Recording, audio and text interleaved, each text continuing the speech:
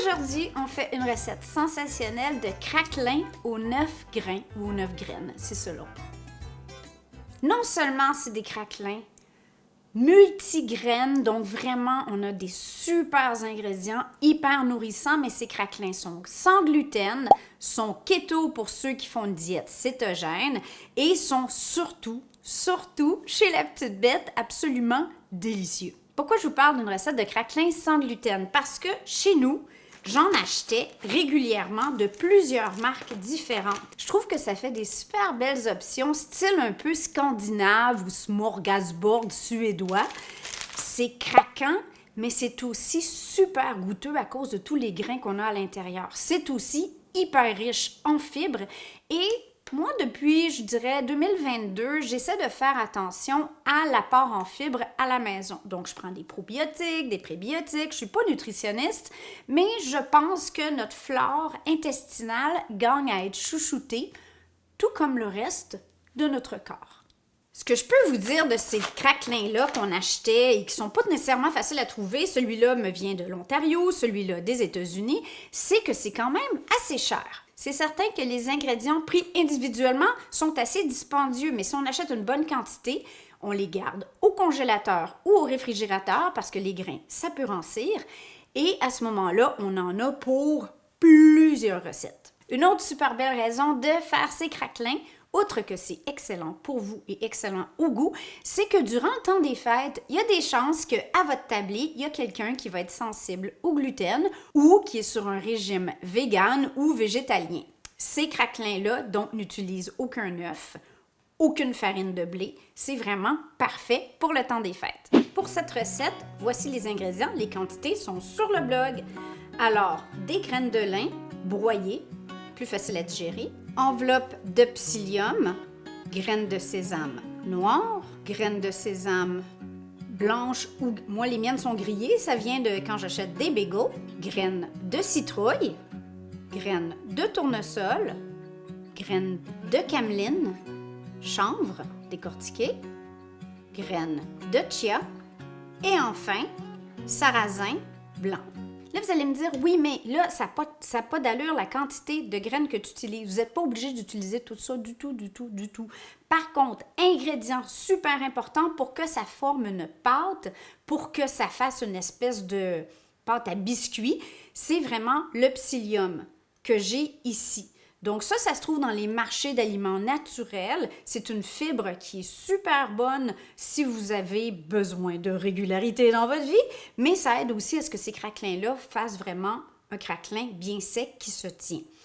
Pour la suite, vous avez simplement à combiner la quantité totale d'ingrédients et à couper selon ce que vous préférez. Vous n'aimez pas le sésame, mettez plus de graines de tournesol. Vous n'aimez pas les graines de citrouille, mettez plus de sésame. OK, on se comprend? Voilà. On peut faire des craquelins à la saveur que vous préférez. Quand on parle de craquelins à la scandinave ou avec le saumon fumé, moi j'aime beaucoup le carvi que je mets carrément entier ou qu'on pourrait broyer et ajouter dans la recette pour que le goût soit plus distribué. Très populaire aussi, les épices Everything but the Bagel. Donc ça, c'est des épices à bagel. Il s'en vend un peu partout désormais maintenant. Moi, je dois dire que je suis pas fan. On aime ou on n'aime pas. Le petit goût d'ail et d'oignon, moi, je suis pas fan, mais il y en a qui adorent ça. Alors voilà. Et des épices à steak de Montréal. Ça aussi, j'aime beaucoup. Ça donne un petit goût salé. C'est vraiment agréable pour ces craquelins. Et ça fait comme du petit croquant qu'on pourrait ajouter dans des salades César, par exemple, au lieu des croûtons de pain. Chose qui est certaine, vous devez ajouter du sel. On va en mettre à même le mélange, vous allez voir. Et j'en mets un petit peu aussi avant la cuisson qui va faire un petit goût salé sur le dessus des craquelins. Et maintenant, pour la recette, on va simplement combiner tous les ingrédients secs.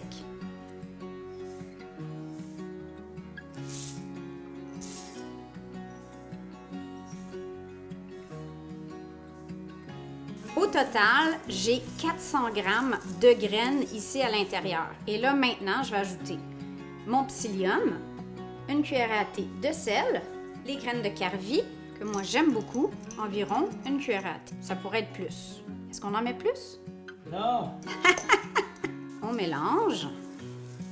Et là, j'ajoute 500 g ou 2 tasses d'eau chaude. Je vais simplement combiner l'eau avec tout mes ingrédients. Et là, on va laisser reposer 10 à 15 minutes, le temps de partir le four. Ouh, ça commence à être beau! Regardez ça. Ça fait vraiment une pâte.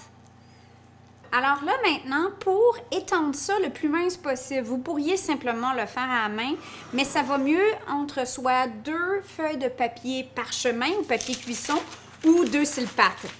Moi, je vais prendre 2 feuilles de papier parchemin. Pourquoi 2? Parce qu'il y en a une qui va aller sur le dessus qui va nous permettre de bien l'étendre avec un rouleau à pâtisserie. C'est pas un must, vous pourriez l'étendre avec la spatule à gâteau, mais vous allez voir que des fois, ça fait des genres de trous. C'est pas grave parce qu'à la fin, on finit par les casser en multiples morceaux. Papier parchemin. Si vous avez une petite plaque, vous pourriez prendre, faire ça sur le comptoir et ensuite transférer votre papier parchemin. En fait, je vais le faire moi-même. Ça va aller bien. OK. Bon. Puis ce qui déborde, c'est pas grave parce qu'on peut le transférer. Moi, ce que je fais, c'est que j'utilise un couteau à pâtisserie comme ça. Et si je vois qu'il y en a beaucoup qui dépassent d'un côté, je le transfère carrément là où il en manque. OK? Bon. Et là, ce qu'on va faire, c'est que on décolle, comme si on faisait un tatou. Ah, vous vous rappelez les tatous quand on était petit, là?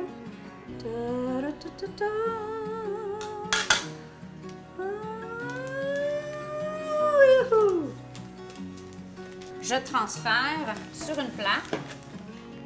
Dernière petite touche, moi j'ajoute un peu de sel sur le dessus. Ça pourrait être de la fleur de sel, mais ça ne change rien parce qu'en chauffant, elle va un peu partout.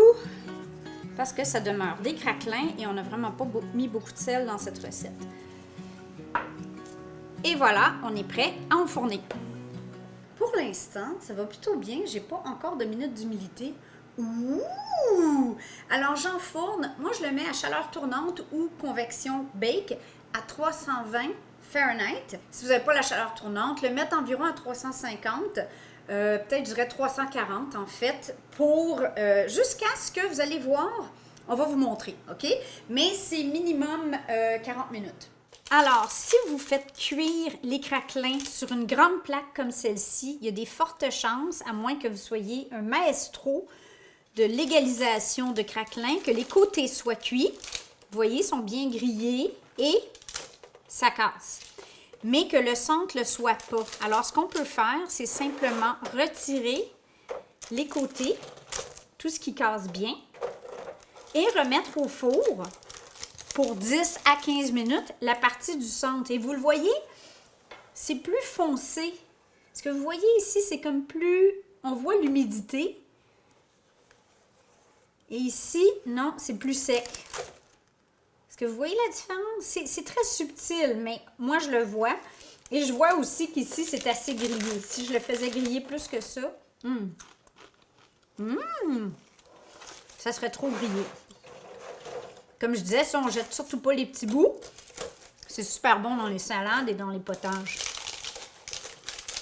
Donc, je remets au four, ce qui n'est pas cuit. Mais sinon, c'est prêt. J'ai une question, je ne sais pas si ça va être une question piège. Oui. Est-ce qu'on pourrait faire des granolas comme ça?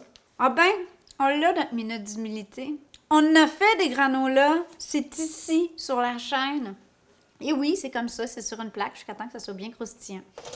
Chérie, oublie. Faut dire qu'après presque 600 vidéos de recettes, moi aussi, des fois, j'en oublie.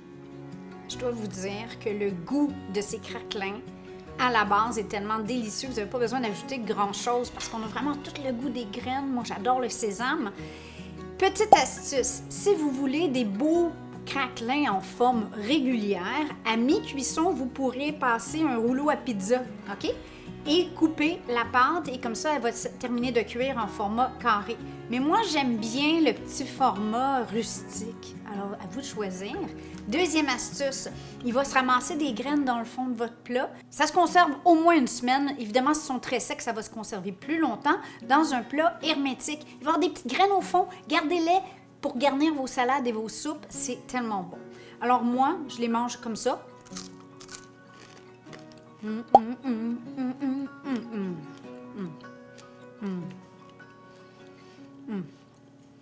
le petit goût des graines grillées. Ou sinon, pour le petit saumon fumé, le gravlax, vous irez voir ma recette de gravlax qui est tellement bonne pour le temps des fêtes. Là, j'ai du petit saumon fumé que j'ai fait moi-même, mais j'ai jamais partagé la recette encore.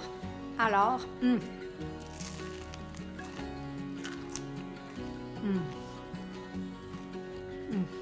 Si quelqu'un dans votre famille cherche à manger plus de fibres, plus de grains, si vous avez des gens sans gluten, keto, végétariens, végétaliens dans votre entourage, ben voilà. Mais moi, je les aime juste comme ça, peu importe les côtés nutritionnels de la chose. On vous aime. On se revoit la semaine prochaine et tout le temps sur le blog et sur Instagram.